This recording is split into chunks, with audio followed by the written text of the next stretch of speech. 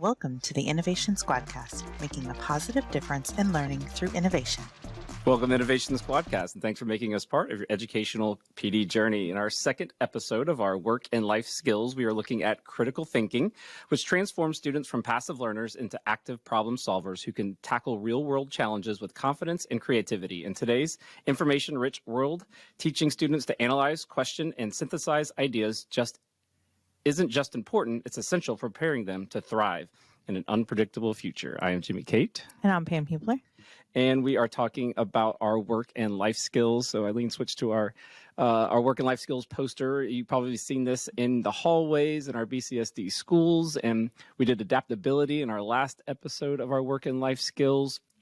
And today we are looking at critical thinking, which is gathering information, analyzing, and making decisions to perform the task at hand. And so we're going to look at this kind of three different levels: the elementary, the middle, and the high school level, and what it can look like, some strategies, and then some project examples at the end that we can that you could use to kind of help develop those work and life skills for our kiddos. So. And this is also one of our 4 C's. So yes. That's one of those things that they're all on here as well. Correct. Yep. And so, really what this is about, in the elementary level, if you're looking at critical thinking, like, what's it looking like? It's looking like students, you're asking your students, asking the why question, the what if questions, getting them to ask the whys and what if questions. Anytime you're comparing and contrasting, I think people, events, stories, concepts, making predictions, sorting, categorizing, they're going to be using critical thinking. So. Making predictions, I think, is one of the ones that's the easiest to do with elementary because, well, one, you have to actually make them because they often don't want to because they're afraid of being wrong. Right. So, setting that, I guess, the dynamic in your classroom, it's okay to just make predictions, and it doesn't mean it's going to be right or wrong. Sure. Just what do you think? Yeah, and these can be used, I guess, across any of them, right? We're just highlighting them for elementary, but what if is great in a history class in high school. I loved counterfactual, examples, like getting kids to think about, all right, what if this happened, like the counterfactual part, and then really get them thinking about the topic. And then that really is a way also to master, demonstrate mastery of a knowledge by knowing what would happen if the opposite happened. So yeah, encourages their creativity too. I mean, it's, we don't have that as far as what we're talking about today, but it definitely encourages it. 100%. And then for teachers, when your kids, I think, can critically think, they're much more engaged, right? Engagement is one of those key buzzwords that we love. Yes. And I think when they're thinking, they're going to be engaged. They're actively participating when they're critically thinking. Your classroom management's going to improve because they can think through processes. And then this, I think, also helps us with self-regulation, right? That ability to critically think about the situations at hand and being able to kind of self-regulate your emotions, your thinking process to help kind of improve everything. So there's going to be a tremendous benefit in the classroom. Yes, I agree. And then your students are going to benefit because, again, they're going to gain confidence by expressing ideas. And like you said, creating that culture where it's okay to be wrong. That's going to be a great thing to get them thinking. Curiosity, right? The lifelong learner, growth mindset, all of those are huge work and life skills that, again, transcend just the classroom. It's just everyday life. So. Yeah, and it builds relationships in the classrooms. When you start expressing ideas, then you can also start to have those conversations or find people in your class that you're like, oh, okay, they think the same way I do. Yeah. So it's helpful in the whole experience. 100%. So.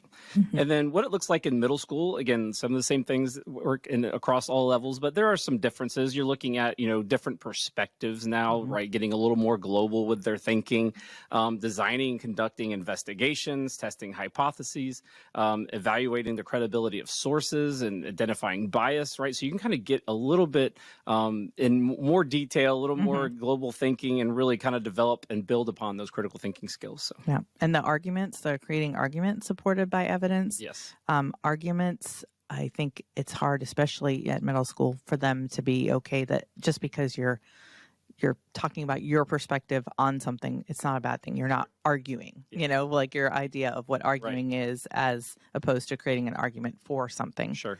It's a good practice when they're at that age. Yeah, because even in high school, it was important because part of the writing that goes along in high school, especially with our AP classes, is you got to be able to prove a thesis or prove a point. And students had a really hard time being able to not just give me information, but actually develop an idea and prove. And the idea can be, quote unquote, wrong, right, or not, but as long as you prove your point, that's okay. Yeah. And so that's an important thing. So I think the benefits for teachers and the kind of when you get to this critical thinking, the idea of ownership of their learning is absolutely important at the middle level. Requires less direct instruction, more student led instruction, which is going to again go along with engagement and things like that. Richer discussions that are again student driven, and I think that's one of the things that if you can get the students being the ones that are again goes back to participation and engagement and all of those things. So. I think this is where one of our magic school tools would be really helpful. For the teachers and the students, because if the students can practice having those kind of debates and things like that with Raina, then it's so much easier for you to understand what going back and forth really can look like without taking or having any emotion built into it. Yeah, so one of your student tools in your student rooms is, again, your debate partner. So that's something, or you can build custom chatbots to do that. And I think for the, the students, they're going to, again, that independence, that love of problem solving, right? Anytime, students can find a love for problem solving, it's a huge, huge skill that helps them deal with lots of life's issues, whatever's going on in their life. I think being able to problem solve, find solutions to those problems, making informed decisions, all of those things I think will help the students and in whatever they're doing when they move forward. So. Now, when you get to the high school, again, building upon, you can still do all those same skills, but there's also some things that you can kind of kick it up a notch. Synthesizing information, pulling from multiple complex sources to form an original conclusion, I think is something that really, really takes critical thinking. Socratic seminars also are really good in the high school to help develop critical thinking. Ethical dilemmas, proposing solutions to those ethical dilemmas where you can get a little more in-depth topics. And then independent resources, again, using real world applications. How can we take a real world problem and solve it? And all those, I never worked in high school. So the idea of having to do that amongst my peers, that would have to take a lot of practice, because I know I would want, I've got the whole, I want other people to like me. And I know there are a lot of students that are like that, where being able to have those conversations, the more you practice, the easier it is to be able to do that with people that might think differently. Yeah, and it takes a culture. You've got to create a culture, and you've got to develop that, and you can't jump right into it. And we're not saying you have to do all of these things. Again, one little thing can really help be a big difference in developing those work and life skills for our students. Yeah, but it's important because that's what transfers to real life. Yes. So I agree. It's totally important. It's just not something you just hey, this is what we're going to do today, and expect the conversations to be rich. Correct. Yes. Yeah. We're not saying that these are we need to practice. We need to develop work and life skills for our students and, over time. Yes. And for our teachers, when students are critical thinking at the high school level, you're going to get that collaboration with your students and the learning process. And then instead of being, passive recipients, they're going to be active in their learning. Your assessments become more authentic, I think, when you can develop some critical thinking into your lessons, again, creating those projects. And this is going to help prepare students for when they college or work. All of any profession requires problem solving and critical thinking and finding solutions. And the people that usually are the most successful are the ones that can see a problem, identify a solution, and then create something that goes along with it. Entrepreneurial, creating businesses, whatever it is, right? If you see a problem out in the community and you can create a business that solves it and make a whole bunch of money doing it, that's a great thing. And I think and create positive change in our community, right? And so that's what we want our students doing. I think those scenario-based situations would be nice for this, because then they have to practice those skills. And even if it's not something that they're doing as a whole group, if you have a situation, what your options might be. Sure. And I think the biggest technology and, can really help develop those critical thinking skills in the classroom. When you're talking about across all of our, anytime you introduce just that little piece of technology, if there's that little extra bit of problem solving that comes along, maybe the technology is not doing exactly what we want to do. How can we adapt to fit? The technology is not doing what it's supposed to do. How do we troubleshoot and find a solution to the problem? So I think anytime you integrate technology, whether it's robotics or maker, we have, again, check the show notes. We have tons of resources here when it comes to how you can integrate technology in developing critical thinking, but it just requires that little extra bit of critical thinking. My light went out. What happened? Did the battery die? Oh, I guess we have to charge, huh? Let me see. It says it's 100%. I don't know. All right, back on. No, it is. It's low. I can see the battery. Yeah, the 100% is the thing. The battery's low, though. Oh, that's a bummer. All right. So yeah, anytime we can integrate technology into our classroom, it's going to, again, develop those work and life skills that help really develop, that critical thinking. So. The times that I think this is the hardest for me is when you're using coding or things that it may not be your strength.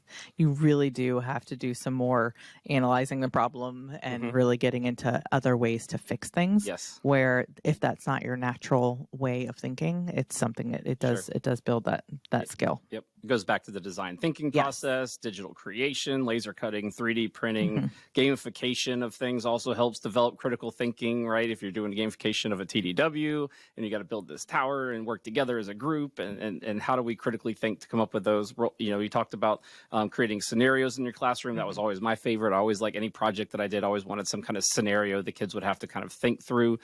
Escape rooms are great, digital escape rooms. Oh, yes, I love those. So, tons of examples that you can use to integrate technology in your classroom and develop those critical thinking skills that will, again, help them in whatever they want to move forward. So now, a lot of times when you build in that technology, you're creating that critical thinking pathway without even realizing you are, right, because of what they have to learn as they go. So, and they get excited because they're trying to do something new, and they really have to think about it. Yep. And I think that's also important when you're dealt with these work and life skills. These aren't separate things that you're doing. These are things embedded into what you're already doing, but maybe just making a point to highlight it, to show that this is what we're, and let the kids recognize and reflect upon, we are using critical thinking. This is what it looks like. This is how you problem solve, and these are solutions. So anytime you can, these aren't anything that, again, aren't based off of your standards. It's just this work and life skills to make sure that you're highlighting of things that you're already doing. So we put some examples of some standards aligned lesson examples. If you look at elementary in the show notes, using robotics to identify patterns and explain reasonings. Again, Ozobots would be good here. Dash would be good here. Any of our robotics really, B-bots also would be great here for our elementary and mathematics. So those are some, examples that you can use. You got character motivation investigation in English language arts. You've got weather pattern predictions. We have Pasco weather sensors that they can predict things. We have climate action kits that can help predict those things as well. And social studies, anytime you're doing like community problem solving and researching those are great as well. So, and using Magic School AI this is where it's a perfect fit to help them think through their thoughts using this kind of chatbot. So. And I love the idea of, like, we've got called pattern detective for math. Yeah. Anytime you can kind of add some excitement to math, it makes it so much better. Sure. Any of those subjects. Yes. Middle school examples, again, data analysis, again, using our Pasco sensors. We have accelerometers, we've got the altimeters, we've got different ways that you can analyze data in many different ways. We're using graphs and software and spreadsheets, and those do help develop critical thinking. So. AI bias detectives. Maybe you give them, you go to the different chatbots and give them these different, information, different sources, and see if they can pick up on that and let them create some kind of infographic or multimedia digital presentation that goes along with that through Adobe Express or something like that. And that goes with all of our digital citizenship, and that is key right now in this world. Sure. It's super important. Yep.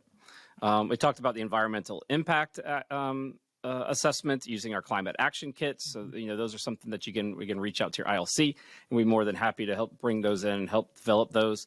Ancient civilization debates are a great one when, creating that debate on the greatest impact that those civilizations had. Students have to think about those civilizations and then how they did that. And then you can also do presentations with Adobe Express using those as well, because we've got great little characters that we can fit into those as well. So I do love that. I even had that conversation the other day in an art class at high school, like just to be able to add some of their standards outside of art, but then actually the creation part of it and the critical thinking that goes along with that.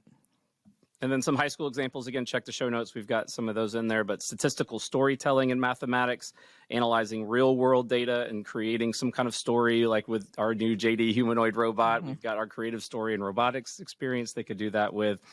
English language arts, students analyzing political speeches, advertisements, social media posts for, and finding the falses and finding the persuasive campaigns, the propaganda, whatever, anticipating those counter arguments and, having them use Canva to create an infographic to kind of tackle some of those. Examining scientific data through our Pasco sensors is, again, another great one. We got these, again, great weather sensors that can detect all types of different things in the weather that are great when it comes to that. And then also policy impact analysis and social studies, researching a current policy issue, analyzing multiple stakeholders, and examining historical precedences, and then also anticipating those consequences, alternative solutions, using Screencastify, right? We did our Screencastify episode. You can use like the submit feature where the students can all voice their opinion on that particular issue. So. It's so much more engaging too when they start adding video in, because they get more invested in it too. So that way, because they're more worried about the outcome. Yeah. And then again, those are just some examples. Again, any of your lessons that you're doing that you've already got going on, you can easily kind of fit that critical thinking, I think, into those, and just making sure that you highlight it and let the students recognize that's what they're doing, and then this is how it can be applied, I think is important. So, and check out the show notes, because we have a lot of ideas in there that if you want to dig into or, reach out to us, we'd love to help. Absolutely. So hope everybody enjoyed the Work and Life Skills second episode, Critical Thinking. Our third one will be Initiative, recognizing a need, a seeking solution, and taking action to fulfill it. So look out for that episode next time. Yep. So thanks, Pam, for joining us. Eileen, thanks for producing. Until next time, keep innovating. Bye. Bye. Thanks for tuning in to the Innovation Squadcast today. Don't forget to subscribe on YouTube or follow on Spotify to stay updated on all of our latest episodes, and check out our show notes for important resources. You can also earn renewal credits through our podcast PD and Unified Talent. Just 2 episodes get you 1 credit. And visit the BCSD Innovation Squad Facebook and Instagram pages for even more inspiration. And if you're ready to move forward and transform your classroom into a space of innovation, reach out to your ILC. And until next time, keep innovating and make a positive difference in your students' lives.